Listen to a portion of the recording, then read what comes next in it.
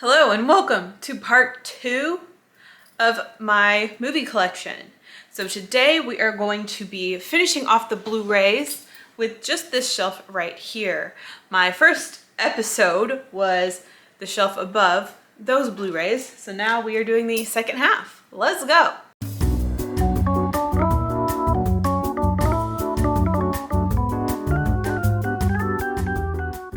Okay, first is Horror Express. This Severin Blu-ray. This is from Brian.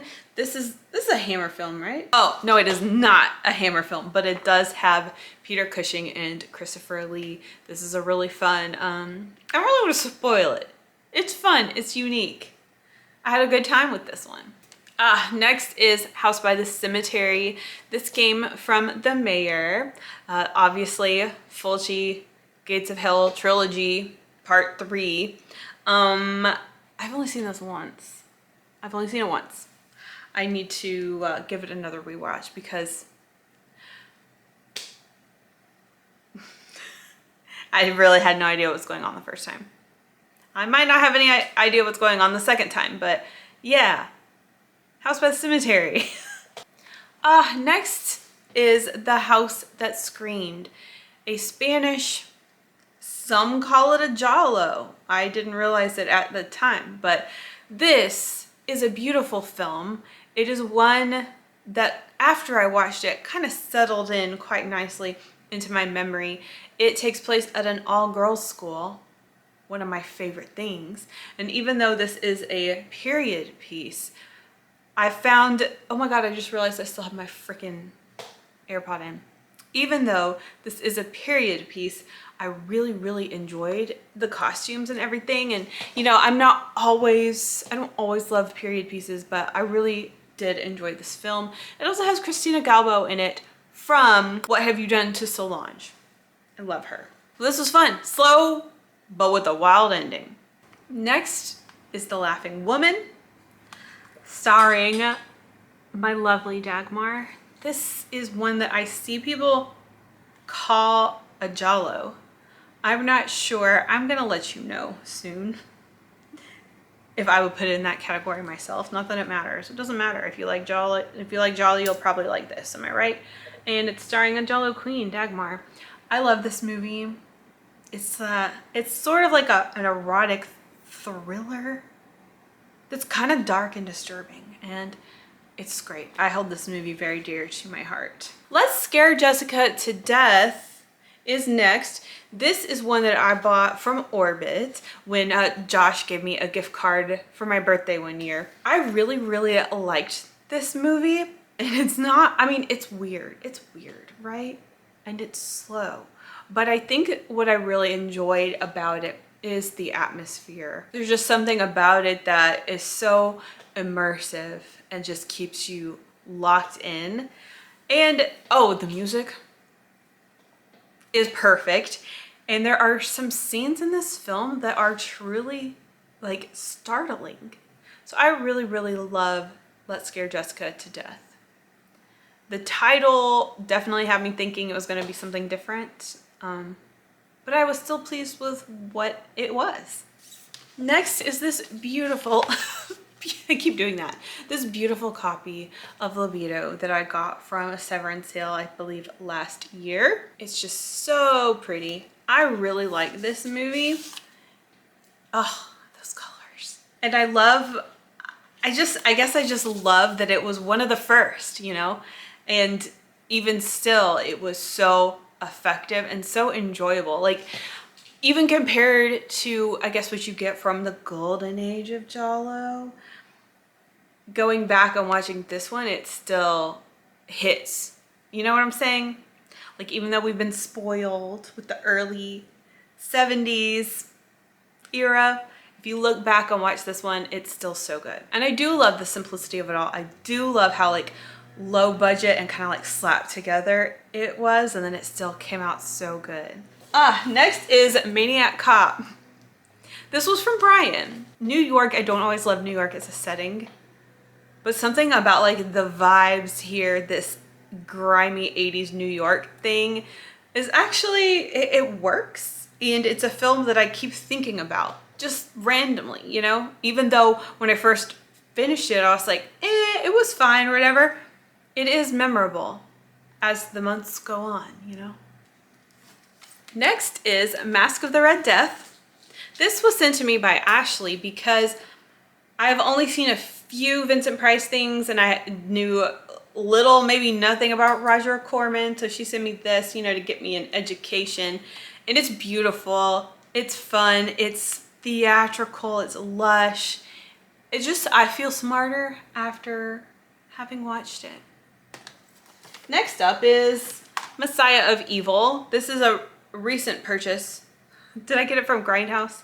I think I bought it from Grindhouse releasing, but this is a code red, blue, and I know they've got better ones since then, but I thought I would take advantage of that little sale.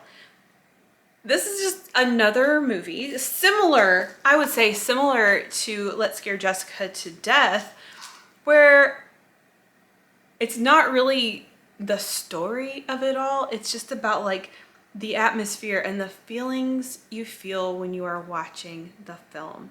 This one is just so weird and fun and cool. Yeah, now that I'm thinking about it, it actually has a lot in common with Let's Scare Jessica to Death, and that it sort of feels like a Goosebumps episode by the end, if you catch what I mean.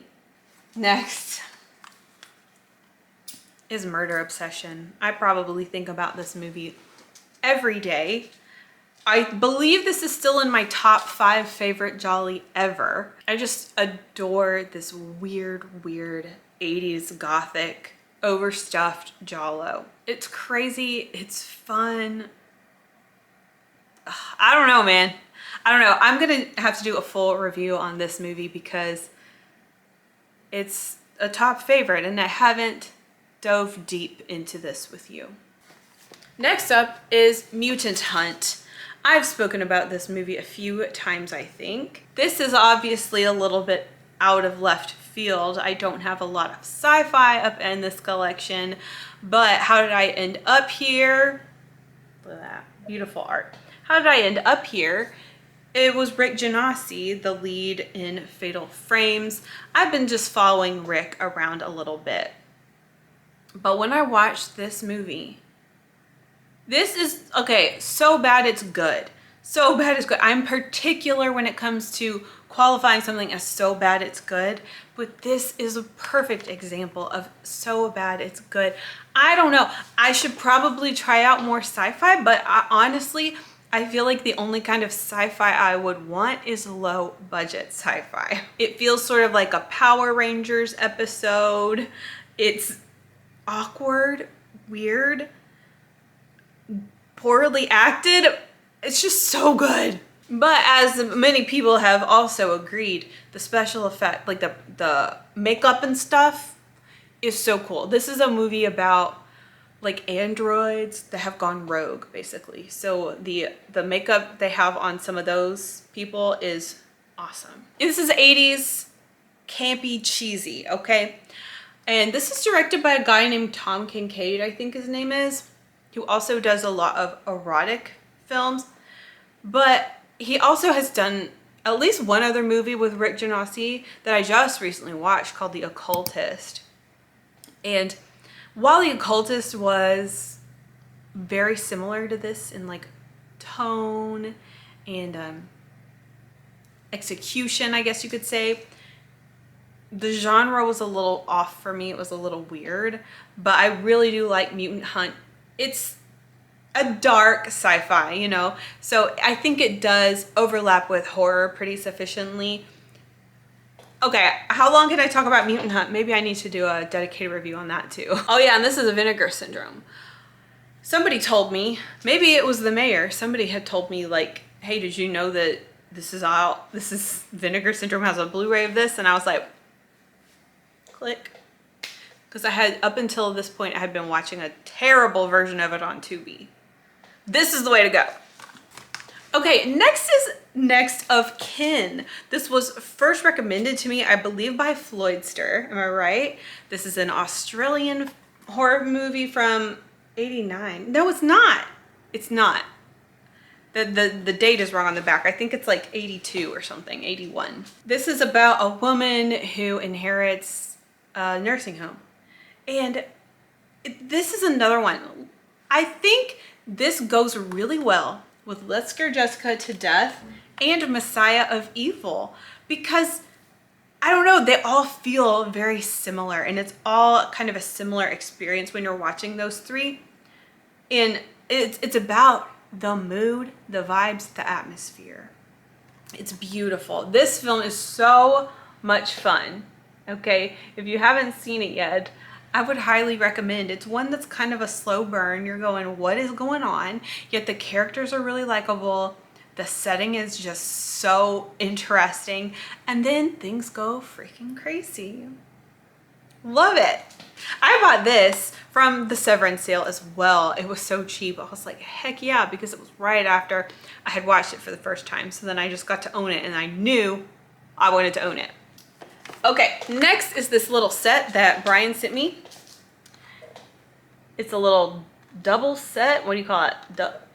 2-disc set of 2 Naschy films. We have Night of the Werewolf and Vengeance of the Zombies. And I am a huge advocate for Vengeance of the Zombies. Okay.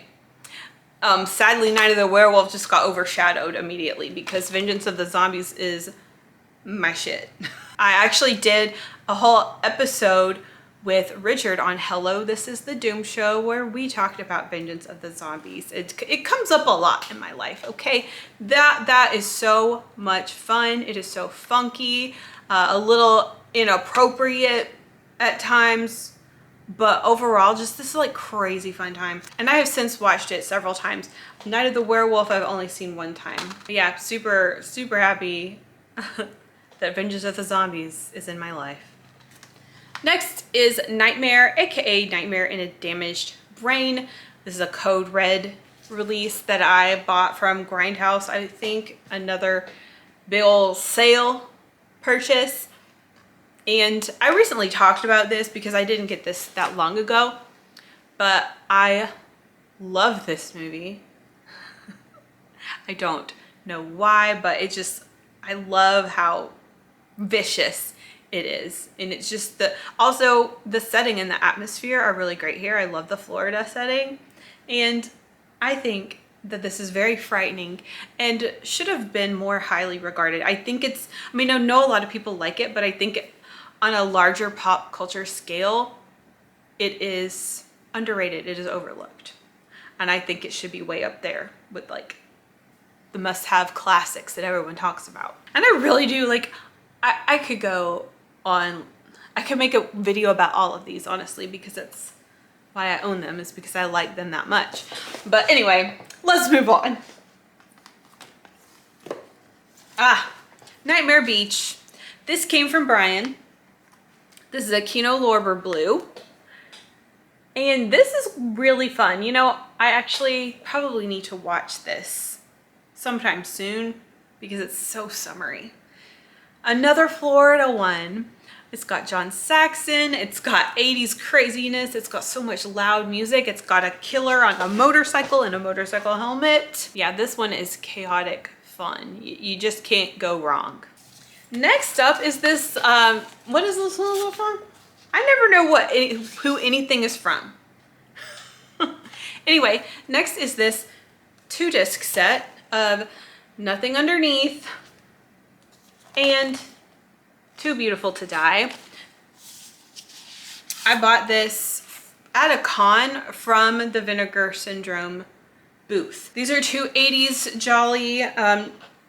Nothing Underneath is like well, they're both kind of supermodel jolly. I actually just rewatched Too Beautiful to Die last night in my Italian cinema Discord that I am a part of. And for this movie, it is exquisitely shot and it contains a lot of great horror elements that make this a good film for any horror lover. But I believe it is too disorienting because we do not get properly acquainted with any of the characters. So you're really just watching a bunch of stuff happen to a bunch of random people. And you don't even really know anybody's name except for Alex, because they say the name Alex all the time. So it does have some, I would say, weaknesses when it comes to the characters and the writing, but everything else about it is exquisitely done. And Nothing Underneath is a really fun time. It's very 80s. Okay, it is definitely an 80s take on a giallo, but really beautiful as well. I'm glad I blind bought these, actually, because I bought them under the recommendation of the guy that was working the Vinegar Syndrome booth. I was just excited, you know, because there's Vinegar Syndrome in real life and I'm just gonna like buy something from them directly, and it felt really cool. So I took a chance on this one. Now listen, this guy though, I talked about it a while ago when I first showed you this, but the guy was like, you should watch this. And he held up this movie called Infernal Rapist. What do you mean? I should watch this? Why? Do tell.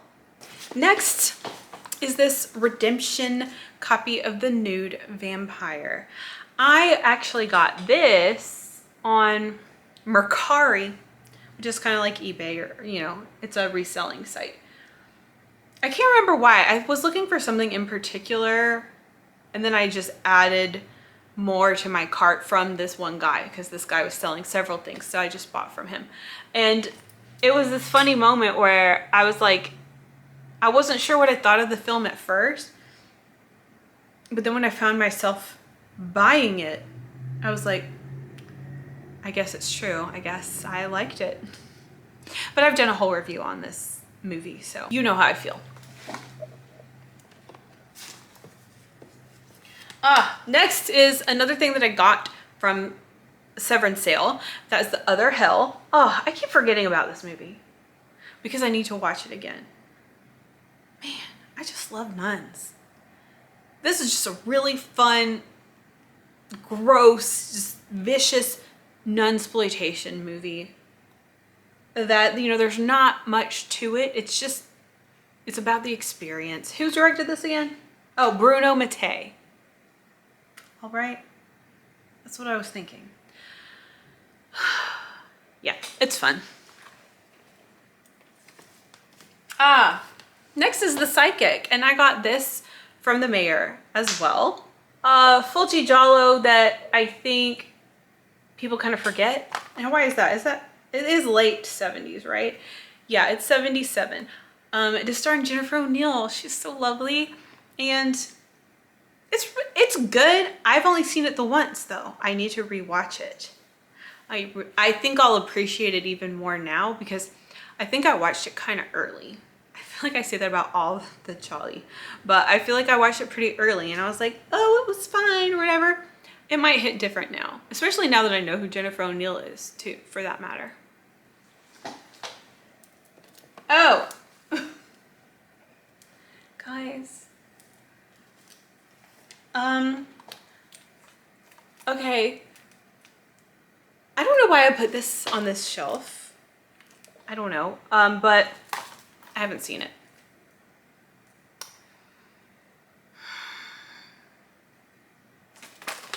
I know I'm supposed to. I don't even know where we got this. It's still in the wrapping. And I haven't seen it. Meanwhile, let me talk to you all about Mutant Hunt, right? Okay, next up is from Brian, The Satanic Rites of Dracula.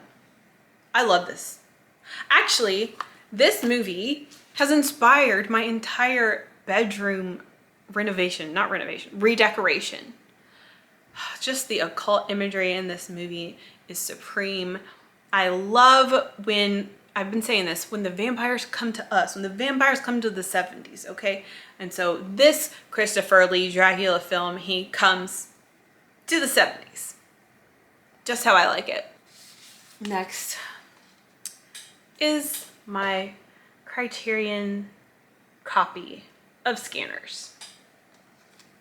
I haven't seen all of Cronenberg, but I love sci-fi. Okay, sci-fi again. This is my two sci-fis, Scanners and Mutant Hunt. I love this movie. I don't know what it is. Ugh, it's just so good. It's so cool.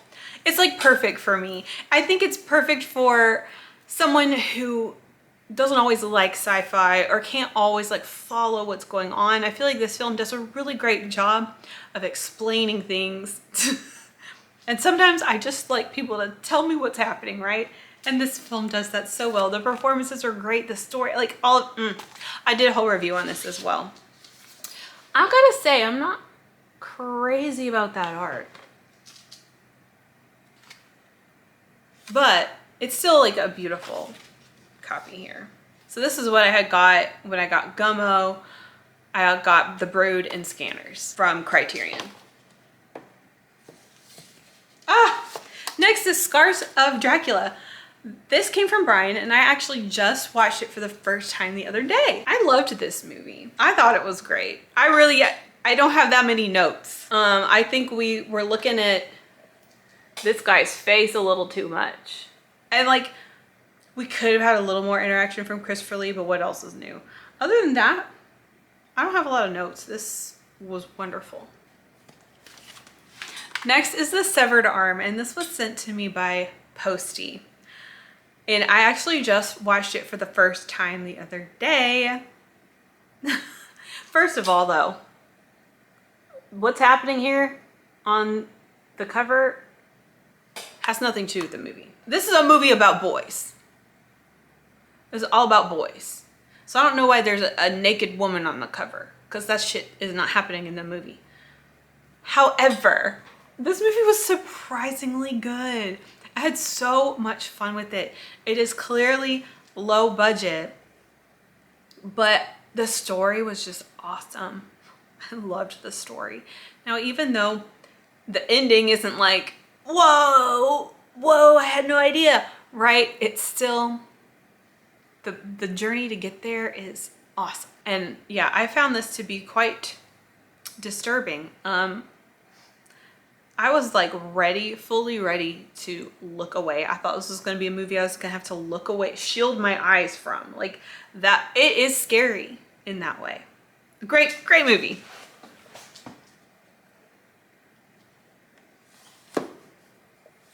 Next is She Killed in Ecstasy. This might be my first Jess Franco movie. Actually, it might have been Faceless. But this is a Severin copy from Brian. And I had no idea what was happening when I watched this. However, I don't think it was a terrible, like, kind of first exposure to Franco, because even though you were like, what's going on? You still kind of liked what you were seeing. You liked what you were looking at. And there was some semblance of a story here. And of course, Soledad Miranda just keeps you locked in. It's funny because the title and the cover were so good, but I was always so surprised that nobody really had anything to say about the movie. I'm like, what do you mean? Is it good or not? Like, it's like almost like people seem to be speechless about it. But now that I have watched it, I understand. So next up is The Slave, AKA Check to the Queen. Oh, here's the back. I gotta show you. Have you guys seen this? I've talked about it from time to time on this channel, but I really do like it a lot. It stars Adi Politov, my girl. And it's just it's like it's not a giallo or a horror or anything. It's sort of like I guess a sexploitation. It's like an erotic drama, but it's very interesting and very cool, and it's fun seeing this sort of transgression out of the 60s. Beautiful score, just a very impactful time. You know, you watch it and certain scenes and certain images will just kind of stick with you afterwards. A beautiful movie, really.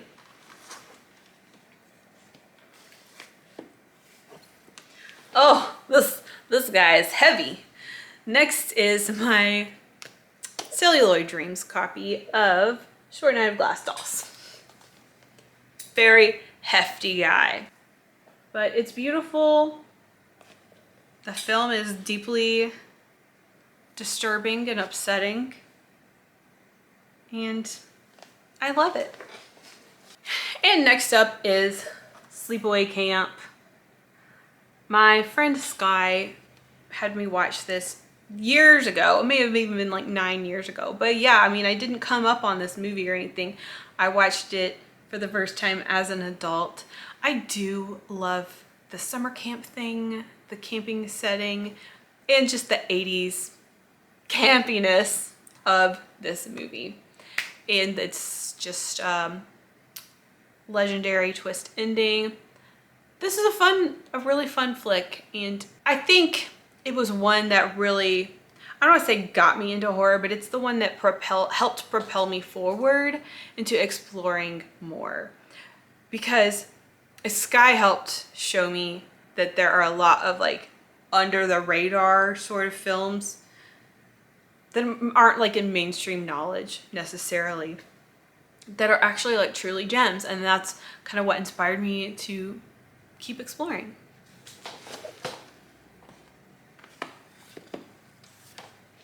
Okay, next is Spasmo. I can't remember where I got this copy from. Oh no, I'm sorry. If it was you, let me know. I don't know. I don't know why I can't remember. This is a giallo that, while it might be on the subtler side, I find that it too seems to be universally loved by the giallo community. It's not necessarily the most stylish or has the most like razzle dazzle or the sleaziest or anything, but I suppose the psychological component to all of it and the performances are what really keep people coming back. I really love this movie. Actually, my husband said he's watched a lot of giallo against his will, but he has said this one is probably his favorite.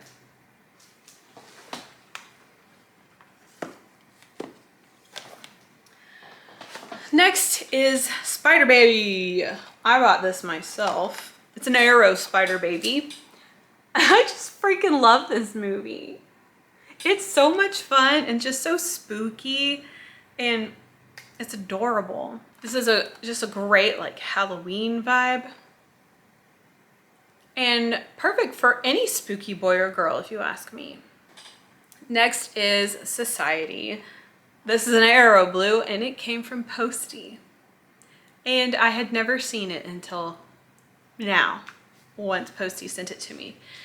And it's beautiful. I mean, it's a really fun, solid body horror that gives you a lot to think about. It's a great one.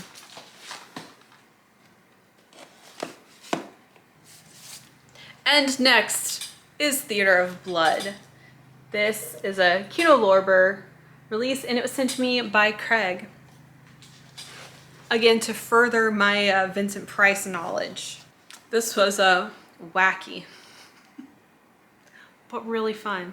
It was a fun flick, for sure. Okay, next is Trauma, which I've only seen the once, but it's an Argento, a later Argento movie. And this is a very beautiful copy. This came from Josh and Kayla.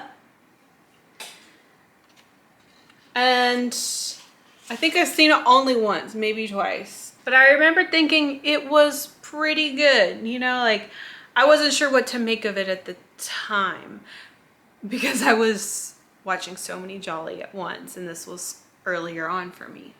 I remember thinking it was good, but it didn't stand out in my memory too well. So, needs another rewatch.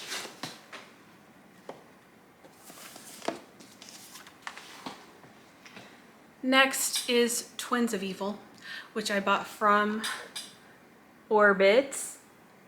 I've talked about Twins of Evil at least 2 times on this channel, so I don't need to hammer it home anymore, do I? This is a great movie, and I love it.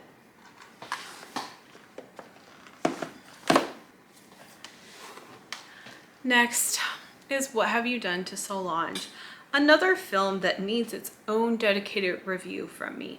This is one of my top favorite gialli as well, and it's funny because it doesn't really fit in with other gialli necessarily. It's a little more mean-hearted and dark, you could say, than a lot of the others in this genre. But right from the get-go, I fell in love with it. It was very disturbing. But I bought this myself early on when my collection was nothing like it is now. I maybe had like 100 movies just, you know, from life and not getting rid of DVDs from the 2000s, right? And so I wasn't buying a lot because I didn't really have money. But this was one where I was like, I just have to, this is inelastic demand right here, my friend. And we are down to the last one. And this is from Brian. This is a 2-disc set of X-Ray, which is also known as like Hospital Massacre or something like that. And then Skitsoid. X-Ray is starring Barbie Benton, and she's lovely in this movie. And I do like the setting of a hospital for a horror movie, but I did not find myself enjoying X-Ray that much. I actually enjoyed Skitsoid way more, even though it involves me having to stare at Klaus Kinski's Scamore. Oh yeah, and Christopher Lloyd is in Skitsoid? That's crazy. Either way, I did have fun watching both of these, and I would probably watch either of them again, and that's what counts, isn't it? And that concludes my Blu-rays. Does not include, though, the Blu-rays I own that I haven't seen yet. Those have a separate home over there. But next we're gonna move on to DVDs alphabetically. So I hope you'll come back for more. I'm sorry about this like glare situation. I don't know. I struggle with the lighting quite a bit. I don't know what to do there, but hopefully you could at least see these spines and that's what counts, right? I think the next video I'm gonna put out is probably gonna be a specific movie review. And then we'll just keep working our way after that through the collection. Anyway, I guess I'll see you next time. Ciao.